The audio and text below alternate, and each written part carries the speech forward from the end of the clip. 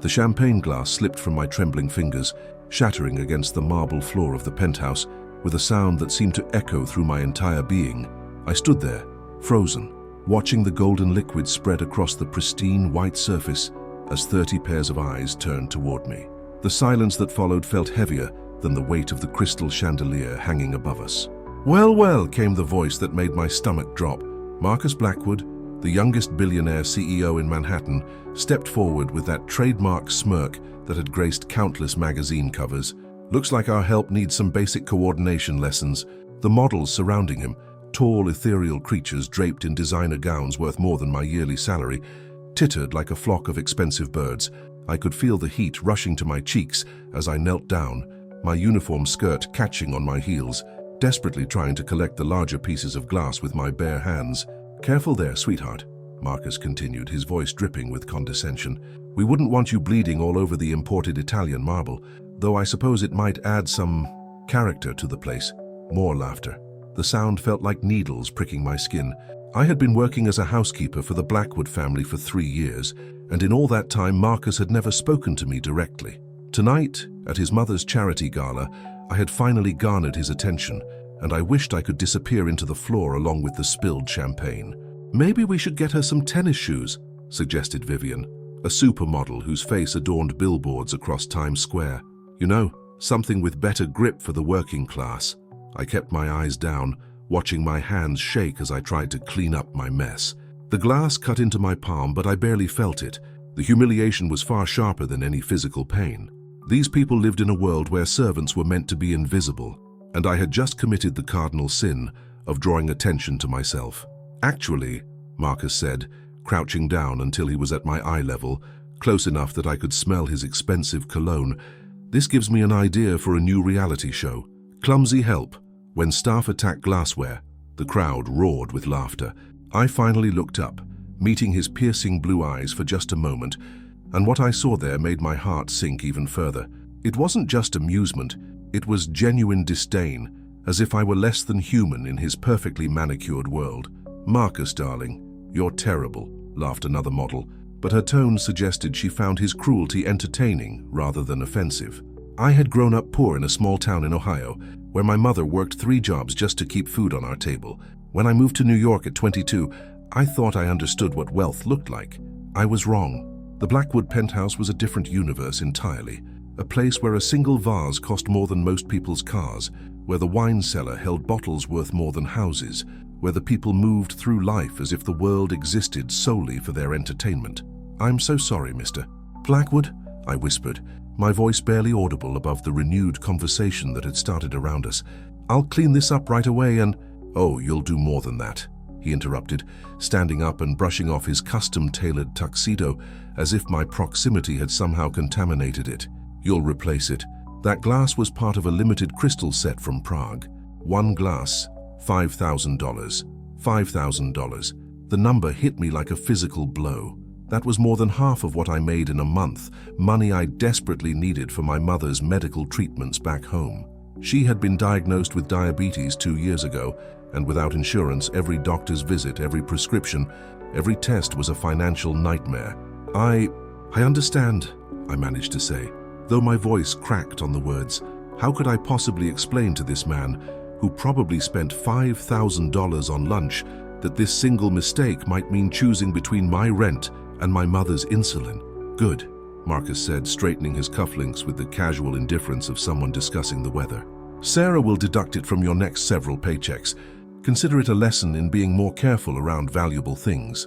The models had already moved on, their attention captured by the arrival of some tech entrepreneur who had just walked in with his entourage.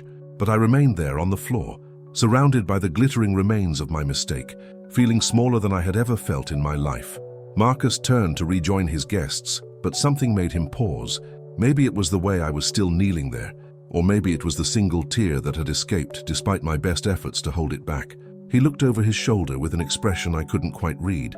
"You know," he said, loud enough for several nearby guests to hear, "there's something almost poetic about it. Here we are, celebrating success and achievement, and then we have this." He gestured toward me with the same casual dismissal someone might use to indicate a stain on the carpet. A perfect reminder of what happens when people don't reach for excellence. The words cut deeper than the glass had. I wasn't just a clumsy employee who had made a mistake. I was being used as an object lesson, a cautionary tale for his entertainment and that of his guests. In that moment, I understood something fundamental about Marcus Blackwood's world. Cruelty wasn't just accepted here. It was sport. I finally stood up, my legs unsteady beneath me, clutching the larger pieces of broken crystal in my bleeding palm. The physical pain was nothing compared to the humiliation burning in my chest. As I walked toward the kitchen to get cleaning supplies, I could hear Marcus regaling his friends with an exaggerated version of what had just happened, each retelling making me sound more incompetent, more deserving of ridicule. "The poor thing looked like she was about to cry," I heard Vivian say as I passed behind a marble pillar. I almost felt sorry for her. "Don't," Marcus replied smoothly. "Sympathy won't teach her to be better at her job. Sometimes people need to face the consequences of their limitations." I stopped walking, my hand pressed against the cool marble to steady myself. His words echoed in my mind. Limitations.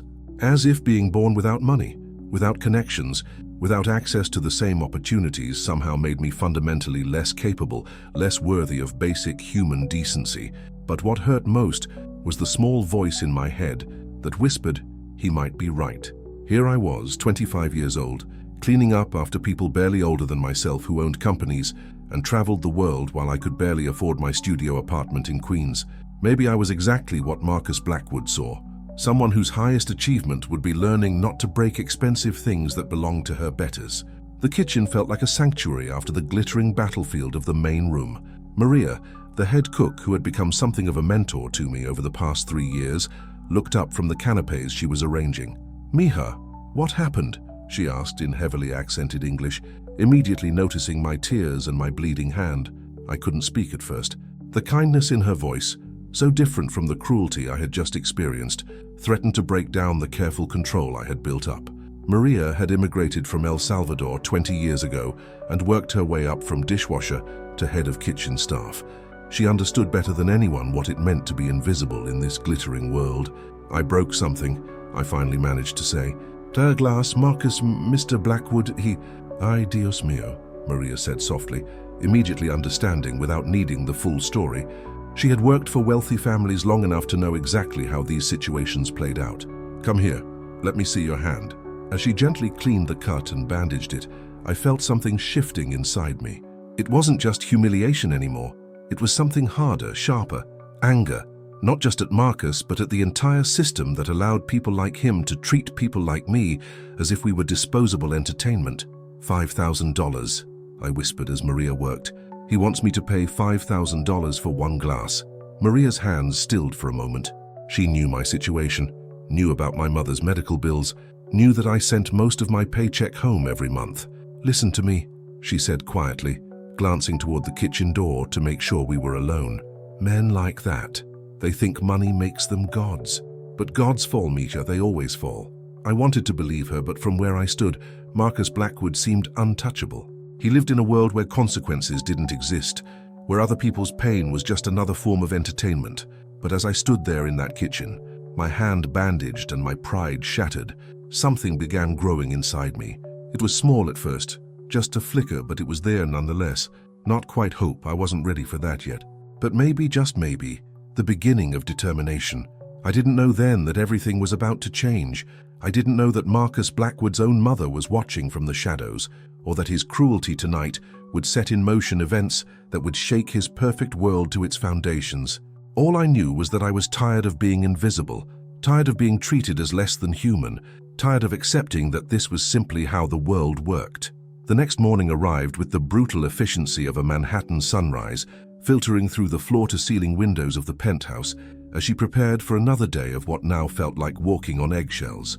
Every step across the marble floors reminded her of the previous evening's humiliation. The sound of her practical shoes against the same surface where she had knelt in shame felt like an echo she couldn't escape. She had barely slept, her mind replaying Marcus's words over and over. A perfect reminder of what happens when people don't reach for excellence. The bandage on her palm had loosened during the night, and she could feel the cut starting to throb again. But the physical pain was nothing compared to the knowledge that her next paycheck would be significantly lighter. Mrs. Eleanor Blackwood's private study was her first stop of the day, a room that had always felt different from the rest of the penthouse. While Marcus surrounded himself with cold modern art and intimidating steel furniture, his mother's space was warm, filled with family photographs spanning decades, leather-bound books, and antiques that spoke of history rather than wealth. Eleanor had always been kind to her, though their interactions were typically brief and professional, but today felt different. As she dusted the mahogany bookshelf, she became aware of being watched. Eleanor sat at her writing desk, not working on her usual correspondence, but simply observing. The older woman's silver hair was perfectly styled as always, her posture regal even in her silk morning robe, but her expression was softer than usual. "Close the door, dear," Eleanor said quietly. The request surprised her. In 3 years of working for the family, she had never been asked to close any doors. Staff were meant to remain as invisible as possible, moving through the space like ghosts who cleaned and organized, but never truly existed in the family's awareness. With the door closed, the atmosphere in the room shifted completely. Eleanor gestured to the chair across from her desk, a piece of furniture that had never been offered to her before. "Please, sit." She perched on the edge of the chair, uncertain and uncomfortable. Eleanor studied her face for a long moment, and she wondered if the older woman could see the traces of tears from the night before, the exhaustion that no amount of concealer could hide. "I saw what happened last night," Eleanor said simply. The words hit like a physical blow. She had hoped somehow that the scene had been contained to Marcus's immediate circle of friends. The thought that Eleanor had witnessed her humiliation made everything feel exponentially worse. "Mrs. Blackwood, I'm so sorry about the glass. I know it was expensive, and I take full responsibility." Eleanor held up a hand, stopping her mid-sentence. "That's not why I wanted to speak with you." The older woman stood and walked to the window overlooking Central Park.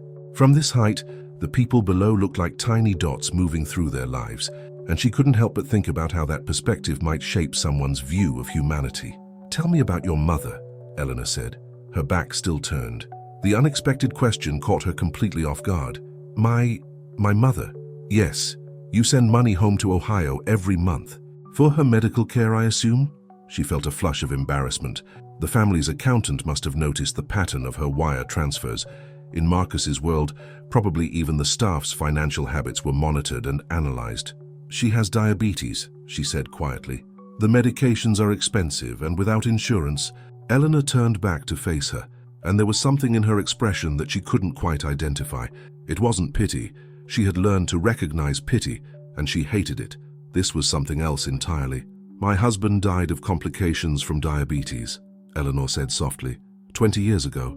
We caught it too late because he was too proud to see a doctor regularly. Too busy building the business empire that Marcus now runs."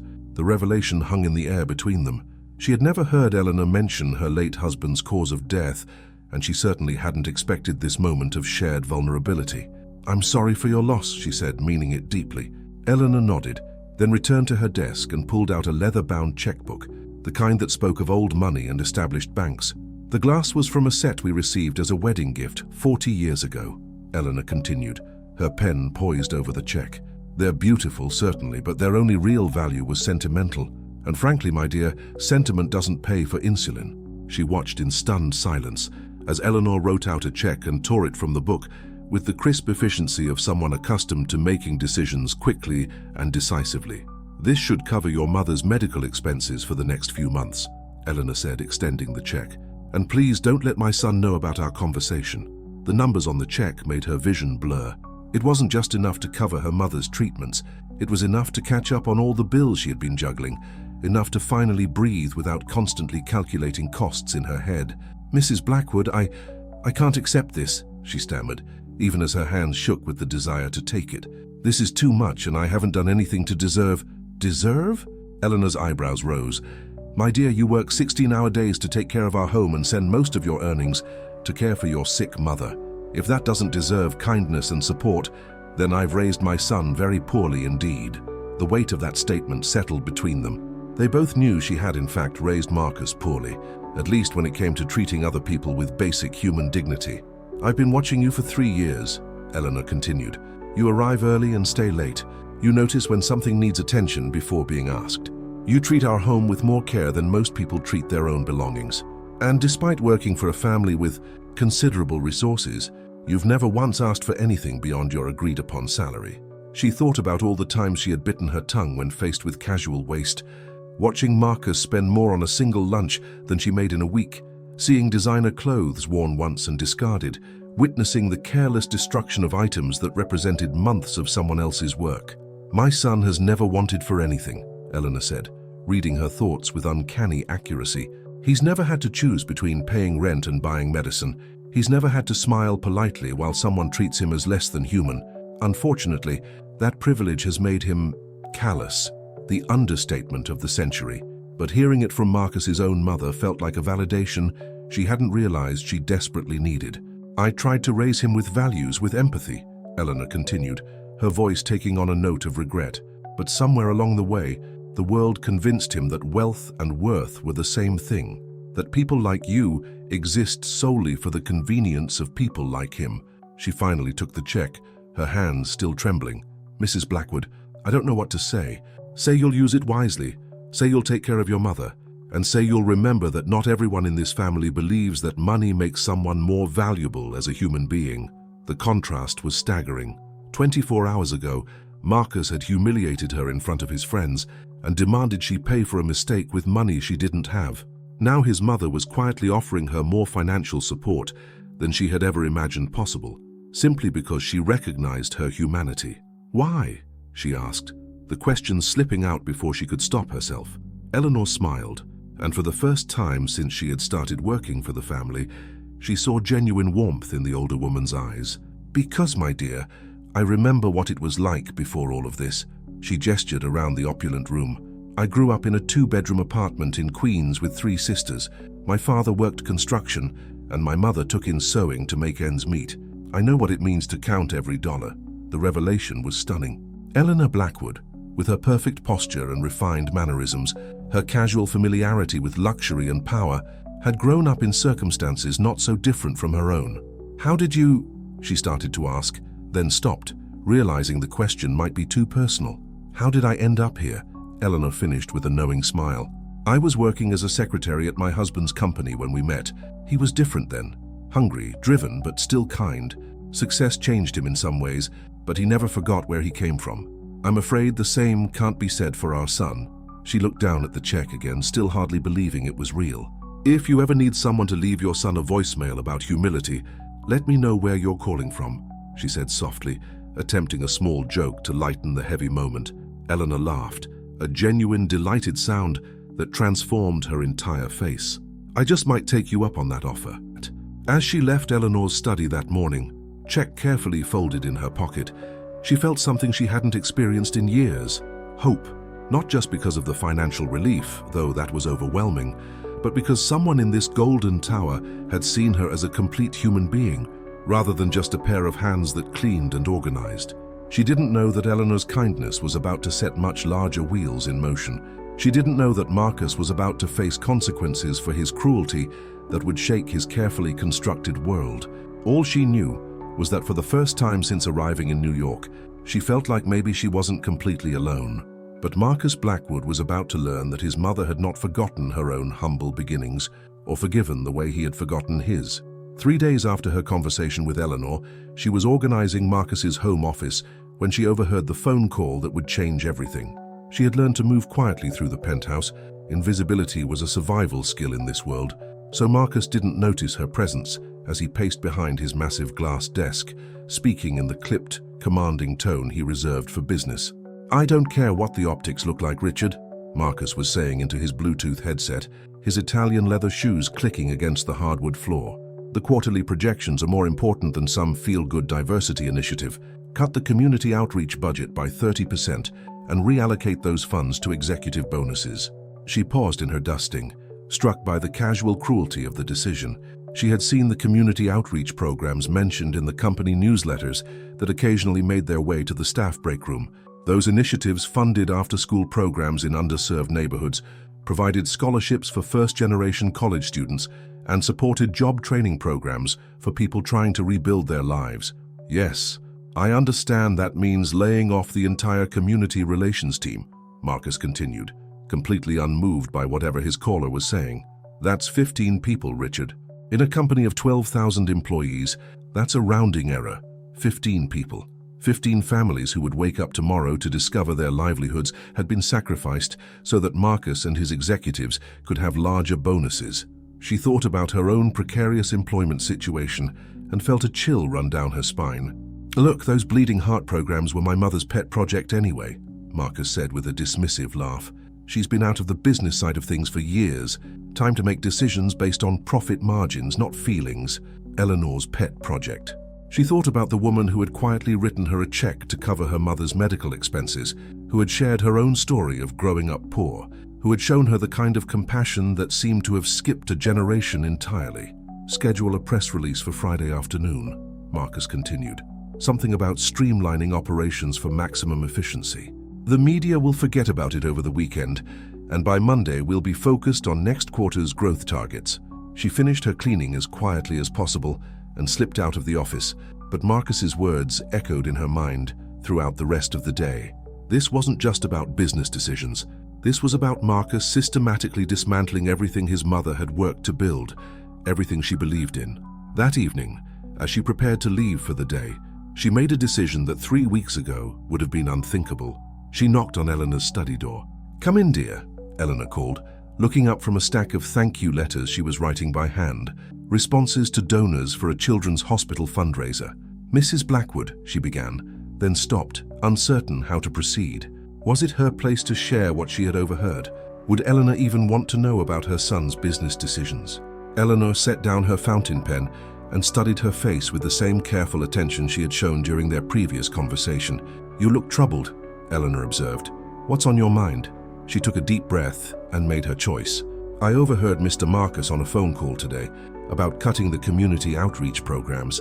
Eleanor's expression didn't change immediately, but something shifted in her eyes, a hardening that reminded her suddenly of where Marcus might have inherited his steel when he chose to use it. "Tell me exactly what you heard," Eleanor said, her voice carefully controlled. She repeated the conversation as accurately as she could remember, watching Eleanor's face grow colder with each detail. When she finished, Eleanor sat in silence for a long moment, her fingers drumming against the desk in a rhythm that suggested she was thinking very hard about something.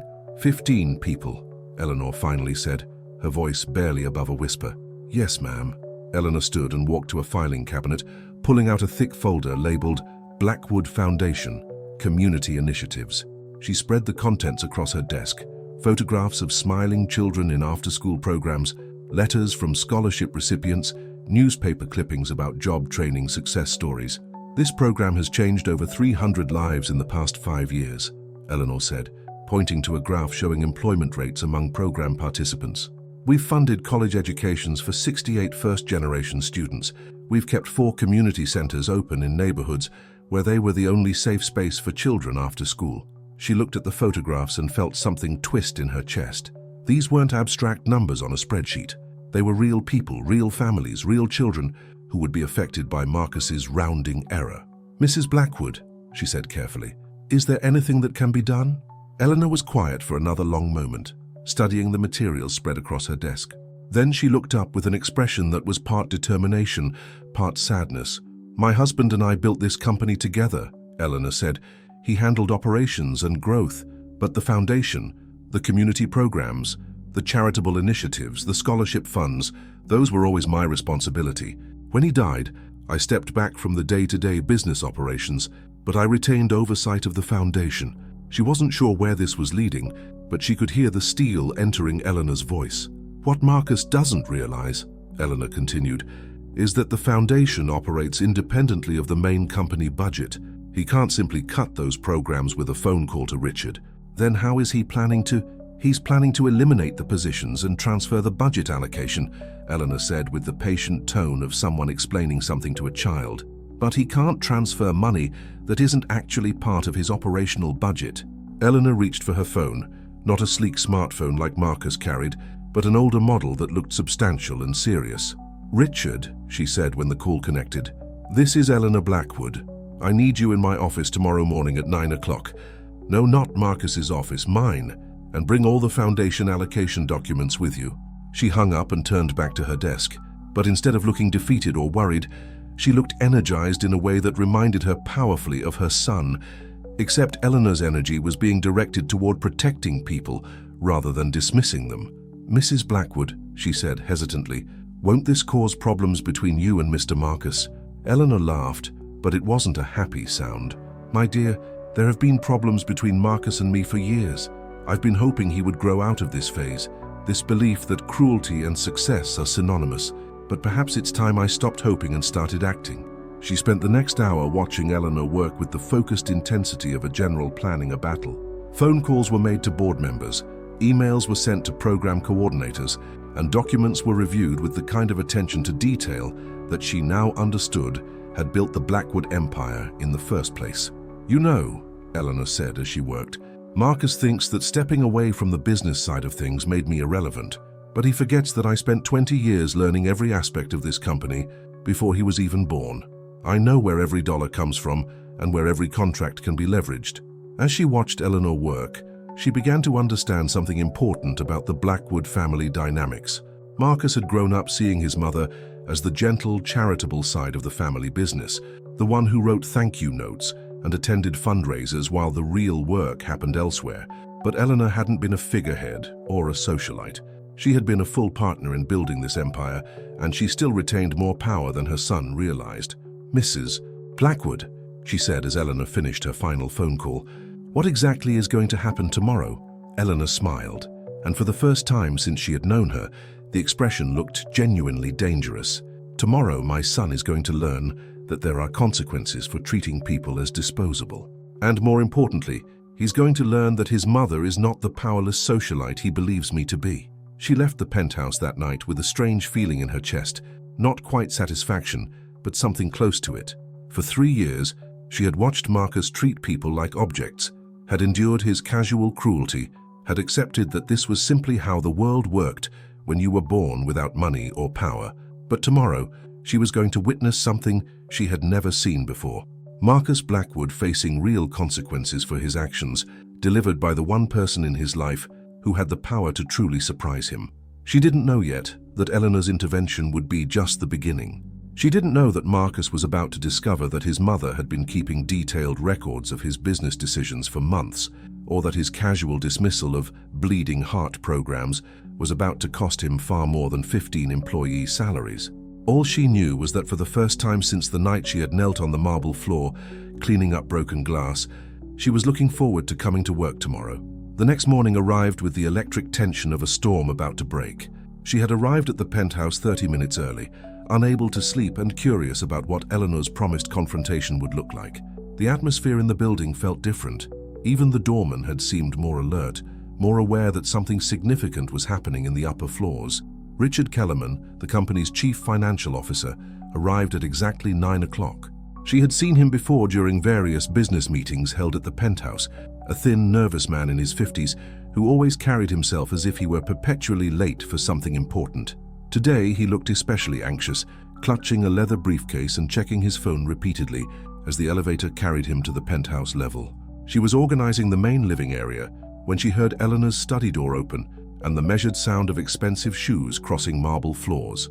Eleanor emerged first, looking every inch the corporate executive in a tailored navy suit that probably cost more than most people's cars. Behind her, Richard struggled with his briefcase and a stack of folders that seemed to multiply in his arms. "Richard," Eleanor said in a voice that carried across the space with crystal clarity, "I trust you brought everything I requested?" "Yes, Mrs. Blackwood," Richard replied, his voice slightly breathless. "All the foundation documents, the allocation reports, the community program budgets from the last 5 years, and the—" "Excellent," Eleanor interrupted smoothly. "We'll be conducting this meeting in the conference room. Please set up everything on the main table." She watched from her position near the kitchen entrance as Eleanor transformed the penthouse's formal dining room into a boardroom. The massive mahogany table that usually held elaborate dinner parties was suddenly covered with financial documents, legal papers, and what appeared to be several thick contracts bound in blue folders. It was at exactly 9:30 that Marcus made his entrance, still dressed in his workout clothes and carrying a protein shake. He clearly expected this to be a brief interruption to his morning routine. Perhaps his mother wanted to discuss some charity event or needed his signature on foundation paperwork. "Mother," he said casually, not even glancing at the papers spread across the table, "Richard said you needed to see us about some foundation business. Can we make this quick?" I have a conference call with Tokyo in 20 minutes. Eleanor didn't respond immediately. Instead, she gestured to the chair at the far end of the table, the position that would normally be reserved for the head of the family, but which put Marcus at a distinct disadvantage in terms of the document layout. "Please sit down," Eleanor said with the kind of polite firmness that wasn't really a request. Marcus finally looked at the table and seemed to register the sheer volume of paperwork for the first time. "What is all this?" "This," Eleanor said, taking her own seat and opening the first blue folder, "is a comprehensive review of your recent business decisions and their impact on the Blackwood Foundation's community initiatives." The temperature in the room seemed to drop several degrees. Marcus set down his protein shake with a little too much force, and she could see his jaw tighten as he processed his mother's words. "Mother, I don't know what Richard has told you, but my decisions regarding operational efficiency are well within my authority as CEO." "Sit down, Marcus." The words were spoken quietly, but they carried an authority that made even her freeze in place from her position in the adjoining room. This wasn't Eleanor the gentle philanthropist or Eleanor the gracious hostess. This was Eleanor, the woman who had helped build a billion-dollar empire from nothing. Marcus sat. Eleanor opened the first folder and spread several documents across the table. Even from her distant vantage point, she could see graphs, charts, and what looked like financial projections. "Let's start with your decision to eliminate the community outreach programs," Eleanor said, her voice taking on the measured cadence of someone delivering a presentation to a board of directors. "Richard, please explain to my son the actual financial structure of these initiatives." Richard cleared his throat nervously. "Well, Mr. Blackwood, the community programs aren't actually funded through the operational budget. They're supported by the Blackwood Foundation, which operates as a separate legal entity with its own funding sources and—" "What does that mean?" Marcus interrupted, though his voice had lost some of its usual confidence. Eleanor answered before Richard could speak. "It means, my dear son, that you cannot simply eliminate these programs with a phone call. The foundation operates independently of the main company, with its own board of directors, its own funding mechanisms, and its own legal protections." She watched Marcus's face change as he began to understand the implications. His casual dismissal of 15 people had been based on the assumption that he had the authority to make such decisions. Apparently, he had been wrong. "Furthermore," Eleanor continued, opening a second folder, "your attempt to reallocate foundation funds to executive bonuses constitutes a violation of several federal regulations regarding charitable organizations." "Richard, please explain the potential penalties for such violations." Richard looked like he wanted to disappear into his chair. "The penalties for misappropriating charitable funds can include criminal charges, substantial fines, and immediate removal from corporate leadership positions." The silence that followed was deafening. Marcus stared at the documents spread before him, as if they were written in a foreign language. "You're saying I can't touch the foundation programs?" he asked slowly. "I'm saying much more than that," Eleanor replied, opening a third folder that was noticeably thicker than the others. "I'm saying that your casual disregard for the people who depend on these programs, your willingness to destroy lives for slightly larger bonuses, and your fundamental misunderstanding of how this company actually operates have convinced me that you need a reminder of what the Blackwood name used to represent." She pulled out a newspaper clipping that looked several decades old, yellowed at the edges but carefully preserved. Even from her position, she could see it was a business section article with a photograph of a much younger Eleanor and a man who must have been Marcus's father. "This is from 1987, Eleanor said, sliding the clipping across the table. "Your father and I had just opened our third community center in Queens. The headline reads, 'Local business couple proves profit and purpose can coexist.'" Marcus picked up the clipping, and she could see his expression soften slightly as he looked at the photograph. "Your father believed that success without service was simply selfishness," Eleanor continued. "He understood that the community that supported our business deserved our support in return. These weren't bleeding heart programs, Marcus. They were investments in the people who made our success possible." She found herself leaning forward, drawn into this glimpse of family history she had never heard before. The Marcus in the newspaper photograph looked nothing like the cruel man who had humiliated her 3 days ago.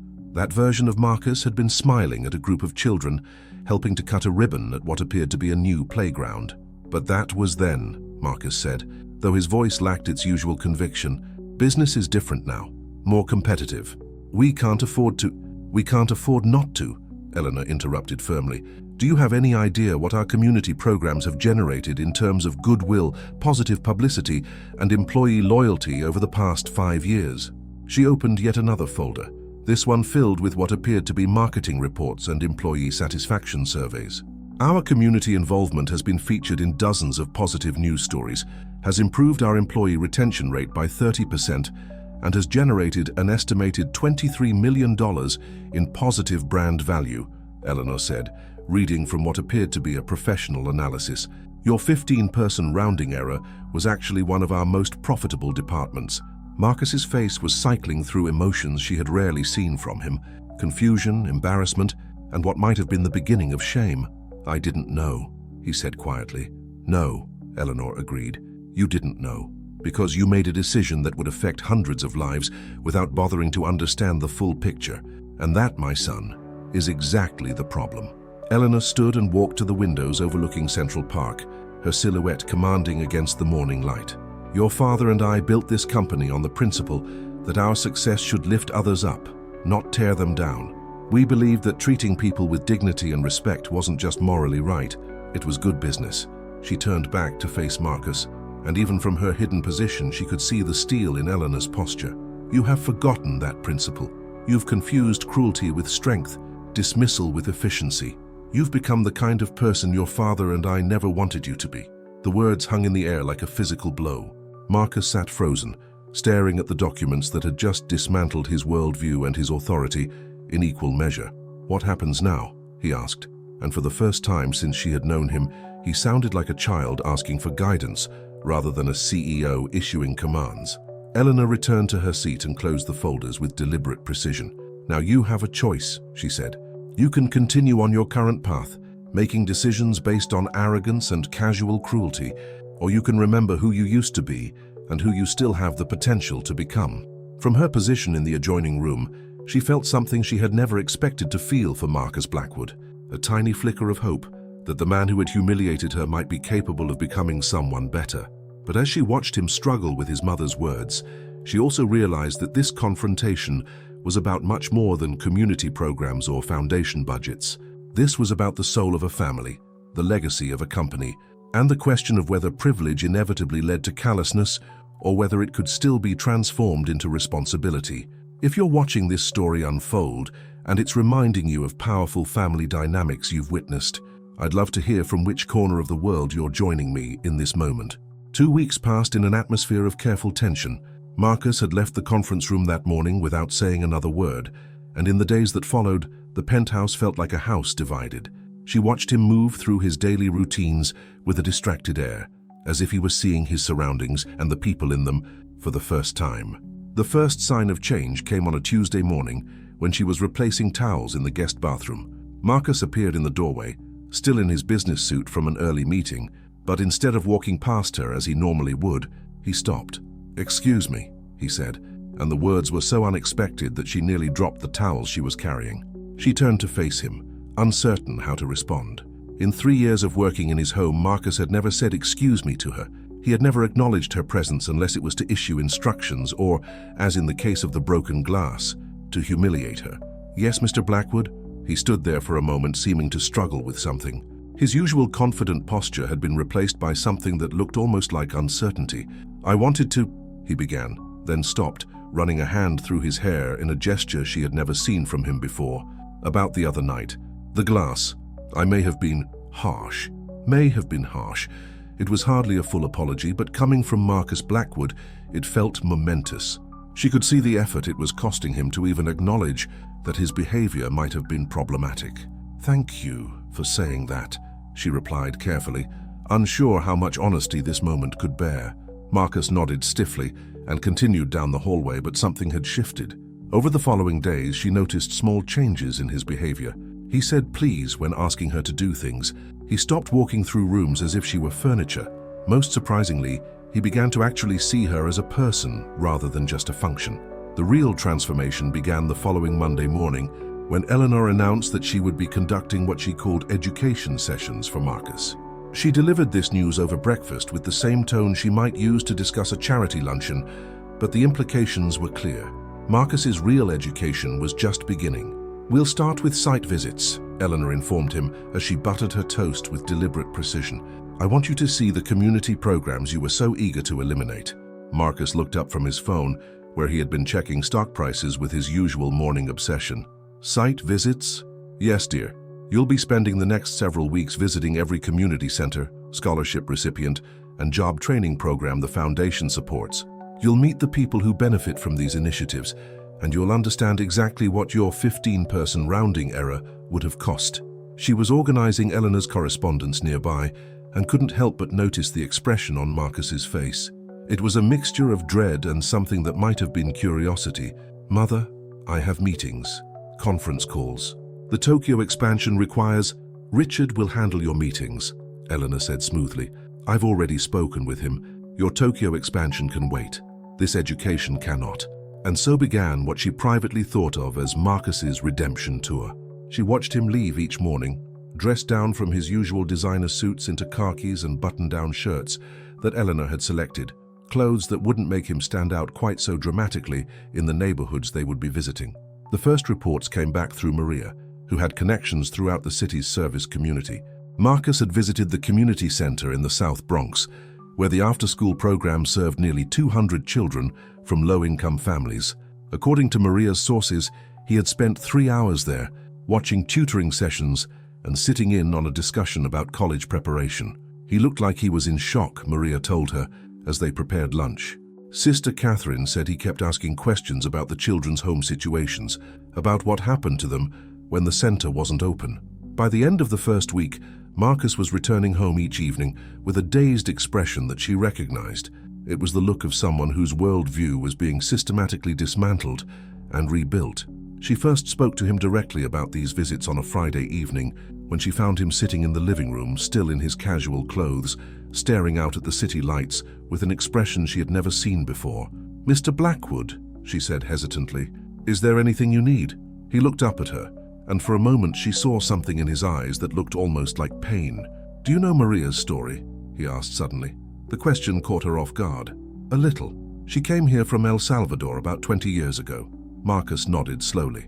"She was 15 when she arrived, spoke almost no English, started as a dishwasher in a restaurant kitchen, working 16-hour days to send money back to her family." She wondered where this conversation was leading. Marcus had never shown any interest in the staff's personal histories before.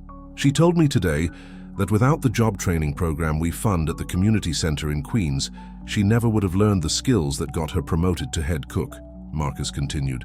"She said that program changed the trajectory of her entire life." The silence stretched between them, and she found herself sitting down in a chair across from him, something she never would have dared to do 2 weeks ago. "I never asked," Marcus said quietly. "In all these years, I never asked any of you about your lives, your families, your struggles. You were just there like furniture." The honesty was staggering. She had expected him to dance around his prejudices, to make excuses or minimize his behavior. Instead, he was stating the ugly truth with a directness that was somehow both brutal and hopeful. "It's not uncommon," she said carefully. "People in your position often don't think about the personal lives of their staff." Marcus laughed, but it was a bitter sound. "My position? Do you know what my position was 20 years ago?" She shook her head. "I was a privileged college kid who had never worked a day in his life. My biggest worry was whether to spend spring break in Aspen or the Bahamas." He looked at her with an expression that was part shame, part revelation. "My mother was right.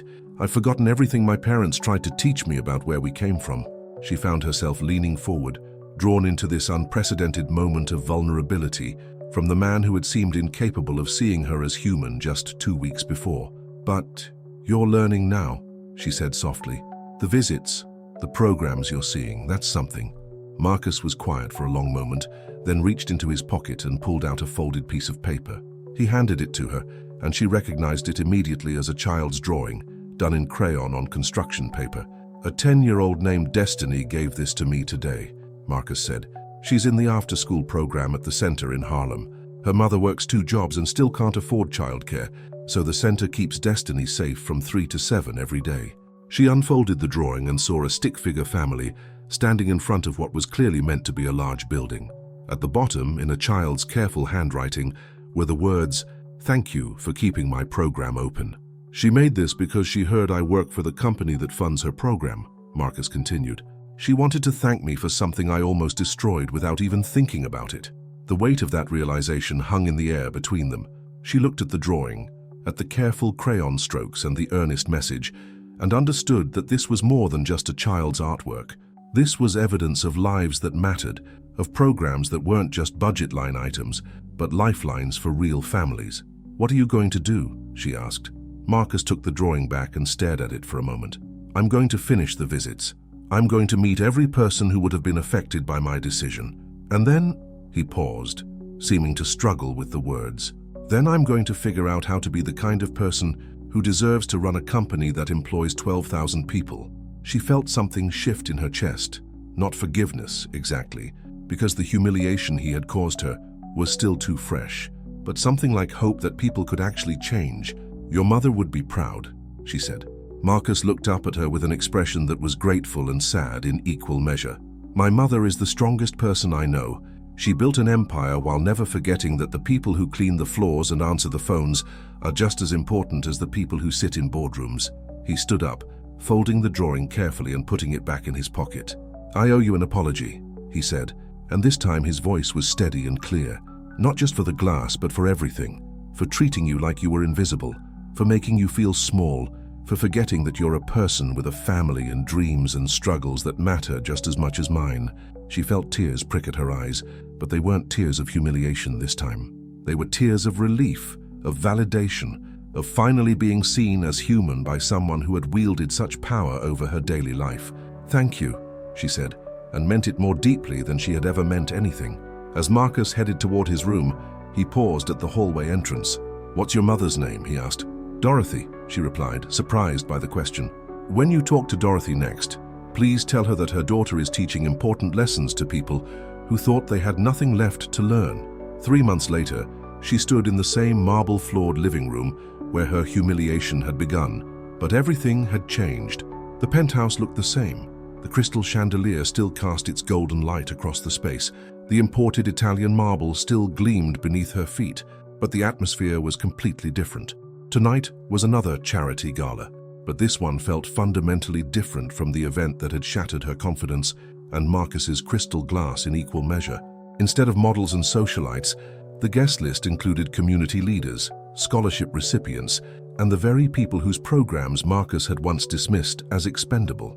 She watched from the kitchen doorway as Marcus moved through the crowd, but his interactions bore no resemblance to his behavior 3 months ago. Gone was the casual arrogance, the dismissive attitude, the cruel entertainment at others' expense. In its place was something she was still getting used to, genuine engagement with people he was meeting for the first time. "Sarah," he said, approaching a young woman who couldn't have been much older than herself, "I want you to meet someone very important."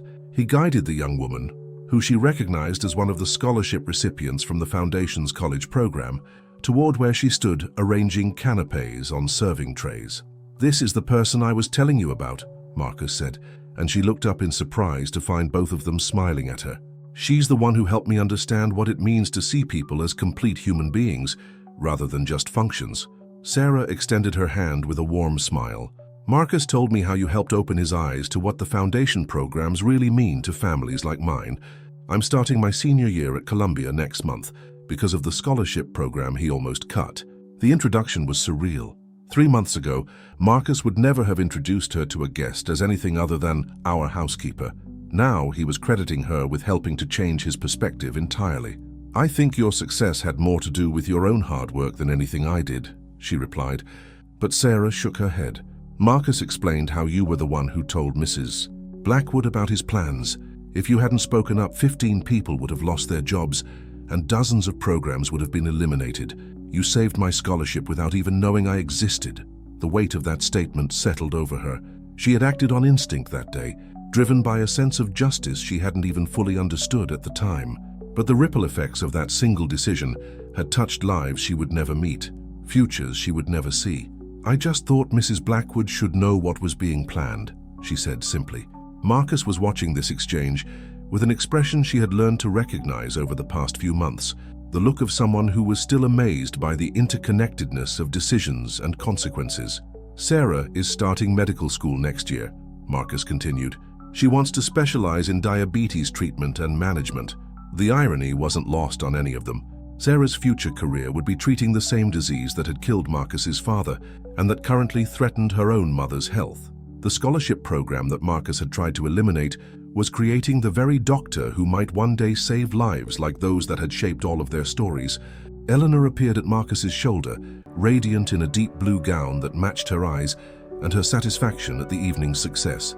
"How are we doing over here?" she asked, but her question was directed to all three of them equally, not the hierarchical interaction of employer to employee that had once defined every conversation in this space. "I was just telling Sarah about the new internship program," Marcus said, and she could hear the excitement in his voice. "We're creating paid positions at all our community centers so college students can earn money while gaining experience in social work and community development." This was news to her, and she looked at Marcus with surprise. In the 3 months since his education had begun, he had implemented dozens of new initiatives, but he still managed to surprise her with the scope of his transformation. "Paid internships?" Sarah asked, her eyes lighting up. "That would be incredible. Most of the internships in social work are unpaid, which means only students who can afford to work for free can get the experience." Eleanor smiled with the satisfaction of someone watching a plan come together perfectly. Marcus realized that creating opportunities for students from working-class backgrounds required more than just scholarship money. It required paid opportunities to gain experience. She found herself thinking about her own journey, how many opportunities she had been forced to pass up because she couldn't afford to work without pay, how many doors had been closed simply because survival required immediate income rather than long-term investment. "This is amazing," Sarah said, then turned to her directly. "I hope you know that speaking up that day didn't just save existing programs, it started something completely new." Before she could respond, Maria appeared with a tray of champagne glasses, the same crystal pattern that had started this entire journey, but now they seemed less like symbols of unattainable luxury and more like tools for celebration. "For the guest of honor," Maria said, offering a glass to Sarah before turning to her with a knowing smile. "And for the woman who started a revolution." "Revolution might be a strong word," she said, accepting the glass with a laugh. "Is it?" Marcus asked, and his tone was serious despite the celebration around them. 3 months ago, I was planning to eliminate community programs to fund executive bonuses. Tonight, we're announcing the largest expansion of community investment in company history. If that's not a revolution, I don't know what is." Eleanor raised her glass and the small group around them quieted, to understanding that success without service is simply selfishness and that the most important measure of a company's worth is how it treats the people who make its success possible. They toasted, and she felt the crystal cool against her lips as she sipped champagne that probably cost more than her weekly salary. But the expense no longer felt like a marker of distance between different worlds. Tonight, it felt like a celebration that included everyone. "I have something to share," Marcus said as they lowered their glasses. He reached into his jacket pocket and pulled out a familiar piece of construction paper, Destiny's crayon drawing that he had carried with him for 3 months. "This drawing changed my life," he said, unfolding it carefully. "A 10-year-old named Destiny made this to thank me for something I almost destroyed. It taught me that every decision we make in boardrooms affects real people with real dreams." He looked directly at her as he continued. "But the person who really changed my life is standing right here." She had the courage to speak truth to power when she saw injustice happening. She risked her job to protect people she had never met. The attention was overwhelming, but she could see in Marcus's eyes that this wasn't just public praise. It was a genuine acknowledgement of something that had taken her years to understand about herself. "I have an announcement," Marcus continued, and something in his tone made the entire group pay closer attention. "Starting next month, we're creating a new position in the company, Director of Community Relations and Employee Advocacy. It's a senior leadership role that will oversee all our community programs and ensure that employee voices are heard at the highest levels of company decision-making." She had no idea where this announcement was leading, but she could feel her heart beginning to race. "The person in this role will report directly to me and to the board of directors. They'll have the authority to advocate for programs and people who might otherwise be overlooked in the pursuit of profit margins." Marcus paused, and she could see Eleanor smiling broadly behind him. "And I can't think of anyone more qualified for this position than someone who has already proven she has the courage to stand up for what's right, even when it's difficult." The realization hit her like a physical blow. He was offering her a job, Not just any job, but a position of real authority and responsibility within the company. "Marcus," she said, her voice barely above a whisper, "I don't have a business degree. I don't have experience in corporate leadership." "You have something more important," Eleanor interjected. "You have integrity, compassion, and the ability to see solutions where others see only problems. Those aren't skills you can learn in business school." Sarah was beaming beside them. "This is incredible. You'll be able to help so many people." She looked around at the faces surrounding her. Marcus, who had transformed from her tormentor into someone offering her the opportunity of a lifetime. Eleanor, who had shown her that kindness and power could coexist. Sarah, whose future had been shaped by her single moment of courage. And Maria, who had always believed that people like them could rise above their circumstances. "I need to call my mother," she said suddenly, and everyone laughed. "Call her right now," Marcus said, pulling out his phone. "In fact, call her from my office. Take all the time you need." As she walked toward Marcus's office, she thought about the journey that had brought her to this moment. 3 months ago, she had been kneeling on this marble floor, cleaning up broken glass, while a room full of people laughed at her humiliation. Tonight, she was being offered the chance to ensure that no one else would have to endure what she had experienced. She picked up the phone to call her mother, and as she dialed the familiar number, she realized that sometimes the most profound changes begin with the smallest acts of courage. Sometimes standing up for what's right, even when you're terrified, can change not just your own life, but the lives of people you've never met and futures you can't even imagine. The phone rang once, twice, and then she heard her mother's voice. "Hi, Mom," she said, looking out at the glittering lights of Manhattan. "You're not going to believe what just happened, and I want to know, where in Ohio are you right now? Because I have some news that's going to change everything."